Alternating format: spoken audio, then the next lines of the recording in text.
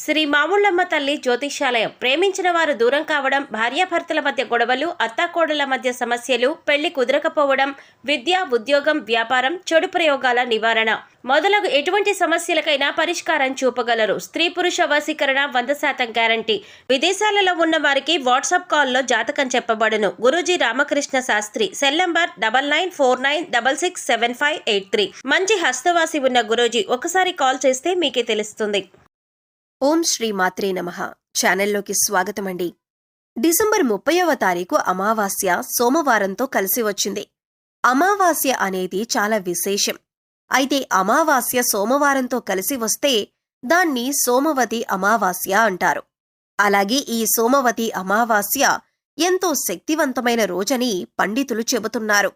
ఇంతటి విశేషమైన రోజున మీనరాశివారు ఏ పనులు చేయటం వల్ల మీలో ఉన్న నెగిటివ్ ఎనర్జీ తొలగిపోయి విశేషమైన ధనలాభం కలిగి మీకున్న ఆర్థిక కష్టాలు తొలగిపోతాయి అనే అంశాలతో పాటుగా స్నానం చేసే నీటిలో ఏం కలుపుకోవాలి, ఆ పదార్థాలు ఎందుకు కలుపుకోవాలి అనే అంశాలను ఈ వీడియోలో మనం వివరంగా తెలుసుకుందాం. కానీ అంతకంటే ముందుగా మీరు కనుక ఇప్పటి వరకు సబ్స్క్రైబ్ చేసుకోకపోతే సబ్స్క్రైబ్ చేసుకొని పక్కనే ఉన్న బెల్ ఐకాన్ నొక్కి ఆల్ సెలెక్ట్ చేసుకుంటే మేమిలాంటి వీడియోస్ అప్లోడ్ చేయగానే ముందుగా మీకు నోటిఫికేషన్ వస్తుంది. ఇక వివరాల్లోకి వెళ్ళిపోతే, ముందుగా అమావాస్య రోజు ఏ పనులు చేస్తే అదృష్టం కలిసి వస్తుందో, ఏ పనులు చేస్తే దురదృష్టం కలుగుతుందో తెలుసుకుందాం. అమావాస్య చాలా శక్తివంతమైంది. అమావాస్య రోజు కొన్ని పనులు చేస్తే అదృష్టం బాగా కలిసొస్తుంది. అమావాస్య రోజు ఎవరైనా సరే సూర్యోదయానికి పూర్వమే తలస్నానం చేయాలి. తలంటూ స్నానం చేయకూడదు. తలస్నానం అంటే కేవలం నీళ్లు తల మీద పోసుకొని తలస్నానం చెయ్యాలి. ఈ తలస్నానం చేస్తే చాలా మంచిది. అమావాస్య రోజు మధ్యాహ్నం పూట నిద్రపోకూడదు. మధ్యాహ్నం పూట నిద్రపోతే దరిద్రం చుట్టుకుంటుంది.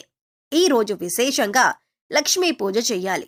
అమావాస్య రోజు చేసే లక్ష్మీ పూజను ఐశ్వర్య లక్ష్మీ పూజ అంటారు. ఈ పూజ చేయటం వల్ల ఆర్థిక సమస్యలన్నీ తొలగిపోతాయి. అమావాస్య సందర్భంగా అన్నదానం చేసినా, వస్త్రదానం చేసినా విశేషమైన శుభ ఫలితాలు కలుగుతాయి. అలాగే అమావాస్య సందర్భంగా ఎవరైనా సరే ఎడమ కాలికి నల్లదారం కట్టుకుంటే చాలా మంచిదే. అమావాస్య రోజు ఎడమ కాలికి నల్లదారం కట్టుకుంటే ఎదుటి వాళ్ల ఏడుపులేవి మీ మీద పనిచేయవు, దిష్టుండదు, నరపీడ ఉండదు, శత్రు బాధలు తొలగిపోతాయి. ఎడమ కాలికి నల్లదారం అమావాస్య రోజు కట్టుకోవాలి. అలా కట్టుకున్నట్లయితే మీకున్నటువంటి దిష్టి దోషం మొత్తం తొలగింపజేసుకోవచ్చు. అలాగే అమావాస్య రోజు రాత్రిపూట భోజనం చేయకూడదు. ఉపవాసం ఉండాలి. కేవలం పళ్ళు, పాలు మాత్రమే ఆహారంగా స్వీకరిస్తే చాలా మంచిది. అలాగే అమావాస్య అంటే సూర్యుడికి చాలా ఇష్టమైన రోజు. అందుకే ఎవరైనా సరే అమావాస్య సందర్భంగా సూర్యుడికి ఆర్ఘ్యమిస్తే, అంటే సూర్యుడికి నీటిని సమర్పిస్తే జాతక దోషాలు తొలగిపోతాయి. అంటే రాగి చెంబులో నీళ్లు తీసుకొని ఆ నీళ్లల్లో ఎర్ర పుష్పం, చిటికెడు కుంకుమ పువ్వు, కొద్దిగా గంధం కలిపి తూర్పు వైపు తిరిగి ఓం సవిత్రే నమః అని 12 సార్లు జపించి సూర్య భగవానుడికి అర్ఘ్యమిచ్చినట్లయితే విశేషమైన ఫలితాలు కలుగుతాయి. అమావాస్య సూర్యనారాయణమూర్తి పుట్టినరోజు కాబట్టి సూర్యుడి అనుగ్రహం వల్ల సకల శుభాలు కలుగుతాయి. అలాగే పితృదోషాలు, పితృశాపాలు తొలగిపోవటానికి అమావాస్య రోజు ఒక ప్రత్యేకమైన విధి విధానం పాటించాలి. మీకు దగ్గరలో రావి చెట్టు ఉన్నట్లయితే రావి చెట్టు దగ్గరికి వెళ్లి రావి చెట్టు మొదట్లో ఆవాల నూనె అంటే మస్టర్డ్ ఆయిల్ ప్రమిదలో పోసి 8 ఒత్తులు విడిగా వేసి దీపాన్ని వెలిగించాలి. అమావాస్య రోజు ఎవరైతే రావి చెట్టు దగ్గర ఆవాల నూనె దీపం పెడతారో వాళ్లకున్నటువంటి పితృదోషాలు, పితృశాపాలు అన్నీ తొలగిపోతాయి. అలాగే అమావాస్య సందర్భంగా నవధాన్యాలకు సంబంధించిన ఒక ప్రత్యేకమైన పరిహారం పాటిస్తే లక్ష్మీ కటాక్షం చాలా సులభంగా కలుగుతుంది. నవధాన్యాలు అమావాస్య రోజు నానబెట్టి వాటిని లక్ష్మీదేవికి నైవేద్యంగా సమర్పించి ఆ తర్వాత ఆ నవధాన్యాలు ఎక్కడైనా పరిశుభ్రమైన ప్రదేశంలో జల్లాలి. కొన్ని రోజుల తర్వాత ఆ నవధాన్యాలకు మొలకలు వచ్చాక ఆ మొలకలు వచ్చిన నవధాన్యాలు గోవుకు ఆహారంగా తినిపించాలి. అమావాస్య రోజు నవధాన్యాల పరిహారం పాటించడం ద్వారా ఆర్థిక ఇబ్బందుల నుంచి సులభంగా బయటపడవచ్చు. అమావాస్య సందర్భంగా ఈ ప్రత్యేకమైన విధి విధానాలు పాటించండి. అమావాస్య రోజు కామ్య కర్మలేవి చేయకూడదు. అంటే కోరుకుని చేసేటటువంటి కార్యక్రమాలేవి కూడా చేయకూడదు. ప్రధానంగా దానాలు చేయటం, నువ్వులు నీళ్లల్లో వేసి దక్షిణ దిక్కుకు తిరిగి పితృదేవతలకు తర్పణాలివ్వటం ఇలాంటివి చేస్తే పితృదోషాలు తొలగిపోతాయి. అమావాస్య రోజు అద్భుతమైన శుభ ఫలితాలు సిద్ధింపచేసుకోవచ్చు.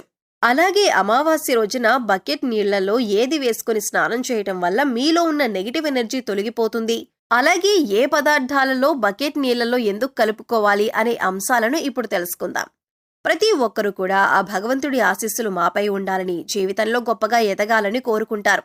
మరి ఆ దిశగా అడుగులు వేసేందుకు తమ వంతుగా ప్రతిరోజు పూజ చేస్తూ ఉంటారు. పూజ చేసినప్పుడు ఫలితాలు వస్తాయా అంటే మనశ్శాంతి మాత్రం ఖచ్చితంగా వస్తుంది. ఫలితం వస్తుందా అంటే మాత్రం అది వారి పూర్వజన్మ కర్మ ఫలితం మీద కూడా ఆధారపడి ఉంటుంది. మరి అలాంటి కర్మ ఫలితాన్ని తగ్గించుకోవాలంటే ఏం చేయాలి అనే సందేహం మీకు రావచ్చు. మనం ఏదైనా పని చేస్తున్నామంటే అది ఎందుకు చేస్తున్నామని తెలుసుకుని చేస్తే మాత్రం దానికి ఖచ్చితమైన ఫలితాలు దక్కుతాయి. ఈ మాట సాక్షాత్తు వేద పండితులు చెబుతున్నారు. ఇంతటి విశేషమైన రోజున ఈ చిన్న పరిహారం చేసినట్లయితే కనుక లక్ష్మీ కటాక్షం కారణంగా దారిద్ర్య బాధలు తొలగిపోయి సిరి సంపదలు చేకూరుతాయి. చూడటానికి ఈ పరిహారాలు తేలిగ్గా అనిపించొచ్చు, కానీ వీటి ఫలితాలు మాత్రం చాలా గొప్పగా ఉంటాయి. ఇందుకోసం మీకు ముఖ్యంగా కావాల్సింది నమ్మకం, అలాగే ఈ పరిహారం మనకి పనిచేస్తుంది, కష్టాల నుంచి బయటపడేస్తుంది అనే విశ్వాసం. పరిహారంలో భాగంగా ముందు స్నానం చేసే నీటిలో ఏమేమి కలుపుకుంటే మీకు లక్ష్మీదేవి అనుగ్రహంతో సిరి సంపదలు పొందుతారో చూద్దాం. అంతేకాదు వాటిని ఎందుకు కలుపుకోవాలి అనే విషయాన్ని కూడా తెలుసుకుందాం. ఈ సృష్టిలో ప్రతి ఒక్క పదార్థానికి కూడా ఒక ప్రత్యేకత ఉంటుంది. అంతేకాదు మనం కనుక మనసులో బలంగా సంకల్పించుకుంటే ఆ పదార్థంలో ఉన్న గుణం ప్రత్యేకమైన పదార్థాలతో చేర్చి ఉపయోగించటం వల్ల మన సంకల్పాన్ని భగవంతునికి చేరవేస్తుంది. కానీ ఈ పరిహారాలు తేలిగ్గా ఉన్నాయి కదా చేసేద్దాం అని చేయటం కాదు, మనస్ఫూర్తిగా నమ్మి చెయ్యాలి. అప్పుడే మీకు సత్ఫలితాలు వస్తాయి. ఇక ఇంతటి విశిష్టమైన అమావాస్య రోజు ఈ రాశివారు ఉదయాన్నే నిద్రలేచి చక్కగా స్నానం చేయండి. అలాగే స్నానం చేసే నీటిలో ఒక తమలపాకు, కొద్దిగా రాళ్లొప్పు, అలాగే 2 హారతి కర్పూరం బిళ్లలు పొడి చేసి వేసుకొని ఇవన్నీ నీళ్లలో కలుపుకొని స్నానం చేయాలి. ఈ నీళ్లతో పిల్లలు ఇంకా పెద్దవాళ్లు కూడా స్నానం చేయొచ్చు. తమలపాకులు అంటే శుభ సూచకం, అలాగే భగవంతుడికి ఎంతో ఇష్టం. అంతేకాకుండా ఈ పదార్థాలన్నీ కూడా మీలో పాజిటివ్ ఎనర్జీని పెంచుతాయి, మీ చుట్టూ ఉన్న నెగిటివ్ ఎనర్జీని తీసేస్తాయి. ఈ పదార్థాలను నీళ్లలో కలిపి స్నానం చేయటం వలన భగవంతుని అనుగ్రహాన్ని పొందుతారు. బకెట్ నీళ్లలో ఒక తమలపాకు వేసి అరగంట తర్వాత స్నానం చేస్తే శరీరానికి మరింత స్వచ్ఛత లభిస్తుంది, ఒంట్లో ఉండే నెగిటివ్ ఎనర్జీ అంతా తొలగిపోతుంది. ఇక రెండో పదార్థం మనం నీళ్లలో కలిపింది రాళ్లొప్పు. ఈ రాళ్లొప్పు నీళ్లలో కలపటం వల్ల మనలో ఉన్నటువంటి నకారాత్మక శక్తి అనేది తొలగిపోతుంది, అంటే నెగిటివ్ ఎనర్జీ. వాస్తవానికి చెప్పాలంటే మనకు తెలియకుండా మన మీద ఒక రకమైన నకారాత్మక శక్తి పనిచేస్తూ ఉంటుంది. ఇక ఇలాంటి నకారాత్మక శక్తి ఉన్నప్పుడు మనం చేసే పనుల్లో ఆటంకాలు రావటం, అలాగే ఆర్థికంగా కుంగిపోవటం, ఇలాంటివన్నీ చూస్తూ ఉంటాం. ఇక ఈ నకారాత్మక శక్తి నుంచి బయటపడటానికి చిన్న చిన్న పరిహారాలు చేసుకుంటే సరిపోతుంది. దాన్ని తొలగించుకోవటానికి రాళ్లొప్పు మనకి ఎంతగానో సహాయపడుతుంది. ఇక మూడవ పదార్థం మనం నీళ్లలో కలిపింది కర్పూరం బిళ్లలు. ఇలా 2 కర్పూరం బిళ్లను పొడి చేసి నీళ్లలో కలపటం వల్ల మనలో దైవభావం పెంపొందుతుంది. దీని నుంచి వచ్చే సువాసన మనలో ఉన్న చెడు ఆలోచనలను తొలగించి ఆధ్యాత్మికం వైపు మనల్ని నడిపిస్తుంది. సో చూశారు కదండి, డిసెంబర్ 30వ తారీఖు అమావాస్య రోజున ఈ రాశివారు ఏ చిన్న పరిహారం చేయటం వల్ల వారి జీవితంలో ఉండే కష్టాలు, నష్టాలు అన్నీ తొలగిపోతాయి అనే అంశాలతో పాటుగా అమావాస్య రోజు స్నానం చేసే బకెట్ నీటిలో ఏది కలుపుకొని స్నానం చేయటం వల్ల నెగిటివ్ ఎనర్జీ తొలగిపోయి ఆర్థికంగా అభివృద్ధి చెందుతారు అనే అంశాలను ఈ వీడియోలో మనం వివరంగా తెలుసుకున్నాం కదా. ఈ వీడియో మీకు నచ్చినట్లయితే ఖచ్చితంగా ఒక లైక్ చేయండి. మీ ఫ్రెండ్స్ అండ్ ఫ్యామిలీ మెంబర్స్లో ఎవరైనా మీనరాశి వారు ఉన్నట్లయితే వారితో ఈ వీడియోను షేర్ చేసుకోవటం మర్చిపోకండి. అలాగే ఇప్పటి వరకు మన ఛానల్ని కనుక సబ్స్క్రైబ్ చేసుకోకపోతే సబ్స్క్రైబ్ చేసుకొని పక్కనే ఉన్న బెల్ ఐకాన్ నొక్కి ఆల్ సెలెక్ట్ చేసుకుంటే ఇలాంటి వీడియోస్ అప్లోడ్ చేయగానే ముందుగా మీకు నోటిఫికేషన్ వస్తుంది. మరో చక్కటి వీడియోతో మళ్ళీ కలుసుకుందామండి.